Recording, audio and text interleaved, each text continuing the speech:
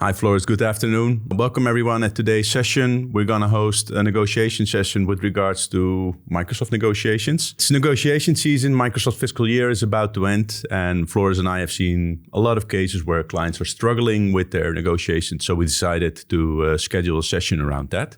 So today's session is going to zoom in on how to negotiate with Microsoft. So let's get this party started. Yeah, shall I take over? Sure. All right. So we want to start with something that is very near to our heart, in Negotiation 101. We will talk a bit about the Microsoft internal dynamics. We will talk a bit about what you can negotiate. And we will, of course, give you some tips and pointers as to how to optimally defend yourself from Microsoft. So with that, the Negotiation 101, what exactly is a negotiation and how should you prepare for it? So the negotiation itself is the process of discussing and reaching an agreement between two or more parties. And that is very important to understand because it's not about finding what you want to talk about with your counterparty. It's about knowing what you want to talk about with your counterparty. It's the process of getting to an agreement between each other on the topics that you have preset in advance.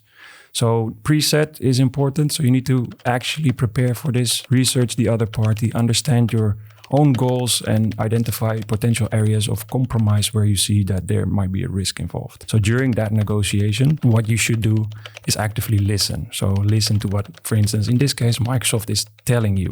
So what are they trying to accomplish? What is their best outcome for this negotiation? If you understand that, then you know how you can use that to your advantage in getting what you want out of that negotiation. And then be willing to make certain concessions. So you should always talk about, okay, well, if I give you this, what do I get back? So it's not about, no, it's just this that I want and stick to it. You should be able to create a situation where you can give and take. The outcome of a negotiation is always a win-win, a situation where both parties feel very satisfied with the agreement they put in place.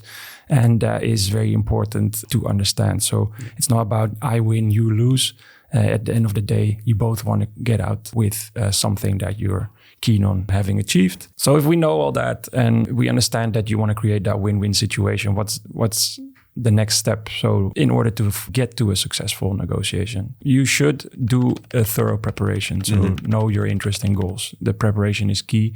So if we relate this to Microsoft, and we'll talk more about that later, then you want to definitely understand what it is that you're actually want to achieve. So what is your budget? Where do you want to end up with? What products are you buying? Do you know why you need those products? What are you able to find on your roadmap that might lead to a better outcome for you in your negotiations? Those type of things. So research and analyze the situation. So who are you talking to? What's the context? What happened prior to this? Last time you negotiated with this person, what happened? What did you find difficult? How did that person react to certain things?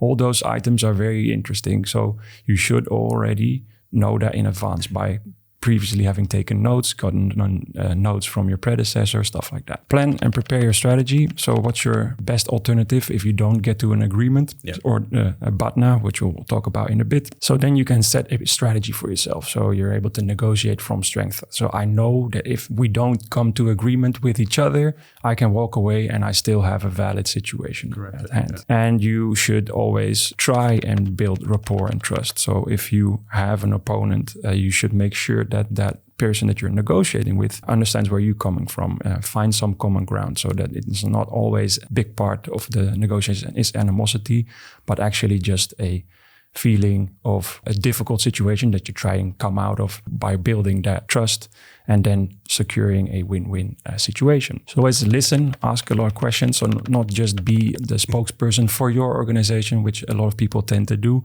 but just digest the information. If you don't understand why your negotiating party or your opponent does certain things, you should just ask them, like, why do you do this? Is it something that you can't do or are not willing to do? Because if they can't do something, that's a problem in your negotiation. If they're not willing to do something, you should find out how they can make that possible for you. Effective communication is key. So make sure that they understand what you are saying as well. So make sure that you summarize your key points, like did you understand and do you know where I come from, etc. Problem solve. So negotiations, like I said before, are not just about having a tough discussion, but you should come out with a mutual understanding and preferably an agreement. And finally, the biggest part obviously is negotiate that deal. So keep your eye on the final price. Don't lose track of where you want to end up with or what you want to end up with, and know where you can give and take, and know where your options are or where you think your options are. In the previous slide, I already called out BATNA. If we look at how you want to negotiate, then what is very important is understanding a few things. And that is, first of all, the BATNA, so the best alternative to a negotiated agreement. So if you can't come to a solution with your counterparty, then you should always have a default scenario that you can fall back on. If we don't get to this compromise in our negotiation, I'm just going to stick with what I have. And in Microsoft, this can be very important, and we'll talk a bit more about that later. And then we have something called the ZOPA. This is the zone of possible agreement. This refers to the range of outcomes that both parties are basically willing to accept. So finding that ZOPA, that area where you think you can find an agreement between each other, that is the core objective for your negotiation. So you should always be in that center of gravity and not find yourself outside of it, because then you're not negotiating the thing that you both are in need of negotiating. And finally, the MESO, another abbreviation, stands for multiple equivalent simultaneous offers. Basically, you want to always test with your counterparty the options that are there. You should have your options to the ready, like where am I able to make adjustments to my stance, but you should also test your counterparty to have them actually present those multiple offers to you. Using these mesos can help you test the other party's preferences, you can generate feedback through it and increase the chances of finding mutually beneficial solutions. Yeah. So the BATNA, how many clients have we seen that have been well preparing that?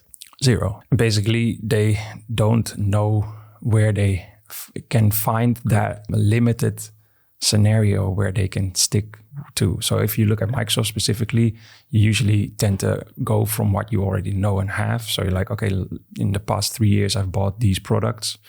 What they don't do is dress it down. So you want to look at it from a purely objective viewpoint and say, okay, if I reduce these things, can I still run my organization the way I want to? And if the answer to that is no, then you shouldn't do it. But if the answer to that, you find a scenario that's more limited to what you've had before, then that can be your BATNA. And you can walk away knowing, okay, then I'll just take that and stop the whole negotiation process in itself. And a practical example I recently noticed is that 9 out of 10 clients are simply not aware of the fact that if they don't have an enterprise agreement, that they still can use their subscriptions, and basically that is very difficult to see from our perspective, that a lot of clients are simply not aware of the rules in the contract, and they are not aware of the possibilities they have in order to negotiate. Yeah, so the final on this for negotiation 101 is the negotiation from strength. So how do you get to that situation? And it's basically by using the 3 abbreviations that we've previously discussed. So clearly define that BATNA. So what happens when we can't get to an agreement? Do I have a way out? And be prepared to actually walk away as well. Yeah. So that walk away tends to feel like a difficult thing for many people, where they're like, oh, I don't want to break that trust or relationship with my counterparty. But in a negotiation, you should be able to do that. You should just walk out and be like, okay, if we don't get to this agreement, then that's it for me. And I don't feel like talking about this anymore. How many clients did we had who did that? 1. Yeah. Yeah, just the one. Yeah, just one. And they did that themselves without even our help. So they just knew this is not something that we're going to go for. So why should we continue talking? And they still feel that way. Yeah. We're going to help them now, for instance. And also in the end, they achieved a very good result. Yes, so, it works. Yeah, it works. And you shouldn't worry about a relationship, because especially with a company, for instance, like Microsoft, they will come back to you because at the end of the day, you are important to them. And again, we'll talk a little bit more about that in a bit. Yeah, to use your ZOPA, for instance, you need then to estimate the other party's best alternative as well as your own. So if you know that for yourself, you know what your counterparty's partner might be. You can't know, but you might guess.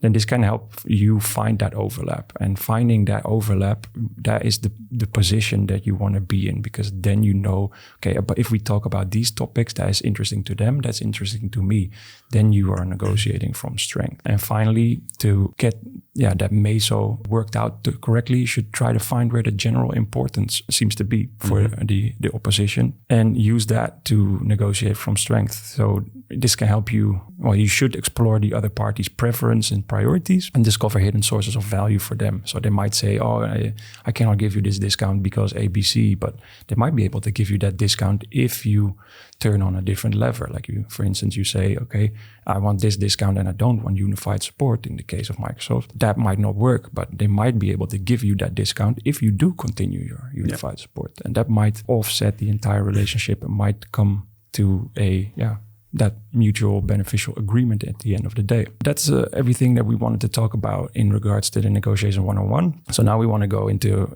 more detailed negotiating tactics with Microsoft.